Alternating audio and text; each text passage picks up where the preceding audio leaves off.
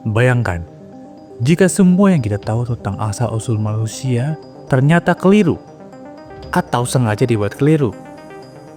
Apa yang selama ini kita yakini sebagai kisah penciptaan mungkin hanyalah versi yang disederhanakan dari kebenaran yang jauh lebih kompleks dan misterius.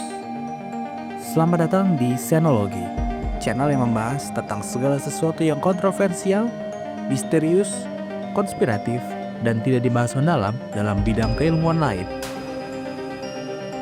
Selama ini, hanya ada dua versi terkenal mengenai asal mula manusia. Pertama, dari sisi agama, yang berasal dari agama Abrahamik, bahwa manusia berasal dari Adam dan Hawa. Lainnya merupakan teori penciptaan melalui evolusi yang dipopulerkan oleh Charles Darwin. Namun, apakah kedua versi tersebut benar adanya?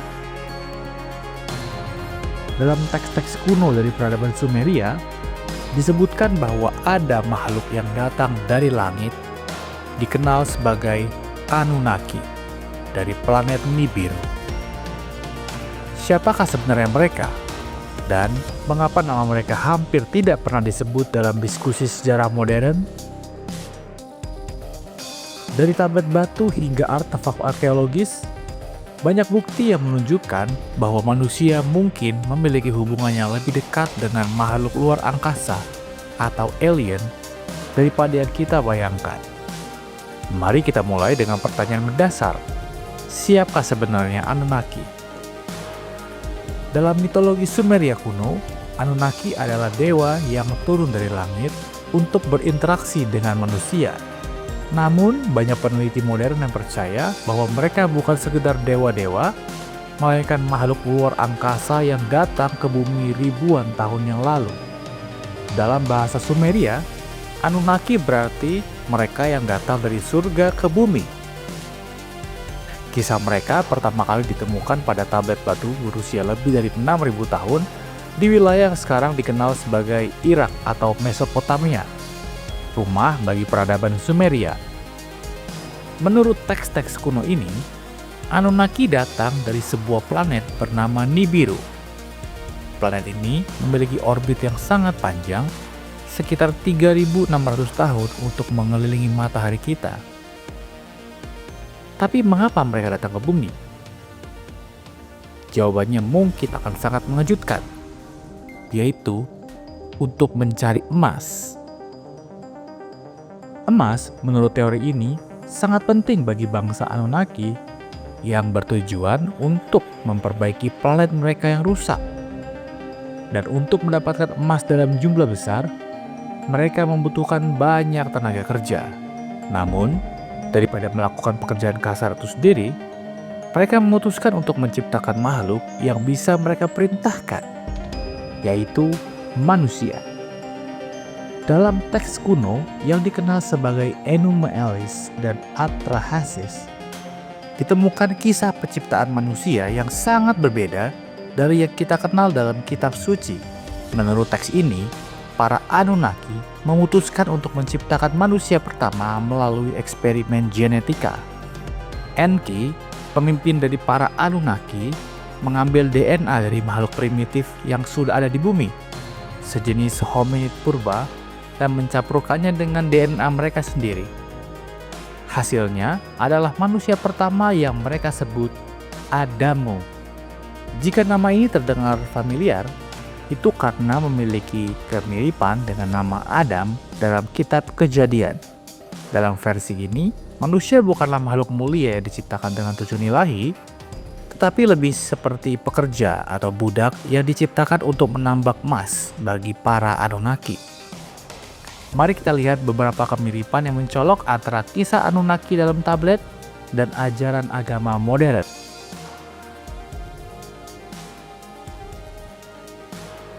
Apakah mungkin bahwa kisah-kisah dalam kitab suci sebenarnya adalah interpretasi ulang dari cerita yang jauh lebih tua tentang Anunnaki?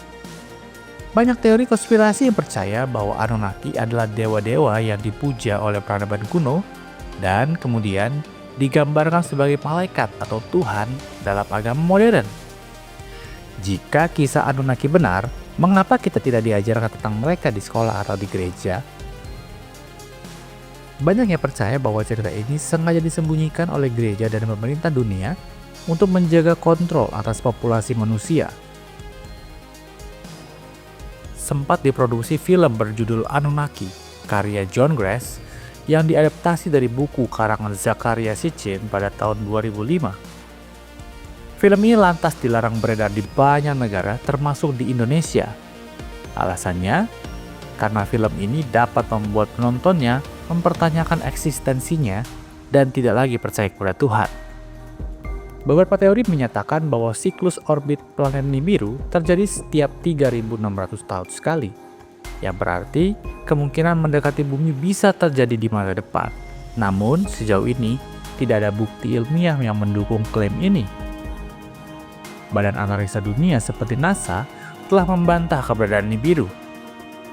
Tapi, banyak yang percaya bahwa informasi ini sengaja disembunyikan dari publik untuk menghindari kepanikan massal. Lantas, mengapa bangsa Anunnaki meninggalkan bumi? Ada beberapa teori yang menjelaskan mengapa bangsa Anunnaki meninggalkan bumi. Teori pertama adalah karena emas yang mereka cari sudah cukup. Emas dipercaya memiliki sifat reflektif yang dapat digunakan untuk melindungi atmosfer Nibiru dari radiasi matahari. Setelah menambang cukup emas, para Anunnaki dianggap telah menyelesaikan misi utama mereka dan meninggalkan bumi. Teori kedua menyebutkan bahwa bangsa Anunnaki terpecah karena konflik internal di antara para pemimpinnya. Enki dan Enlil, dua tokoh utama dalam cerita Anunnaki, memiliki pandangan yang berbeda tentang bagaimana manusia seharusnya diperlakukan. Perbedaan pandangan ini memicu perang saudara di antara mereka yang pada akhirnya membuat sebagian besar Anunnaki meninggalkan bumi untuk menghindari kehancuran lebih lanjut. Namun, teori yang paling membagongkan adalah bahwa Anunnaki adalah bagian dari federasi galaksi yang memiliki aturan ketat mengenai interaksi dengan peradaban primitif. Setelah mereka menciptakan manusia dan mengambil emas yang mereka butuhkan, mereka diperintahkan untuk meninggalkan bumi agar manusia bisa berkembang secara mandiri.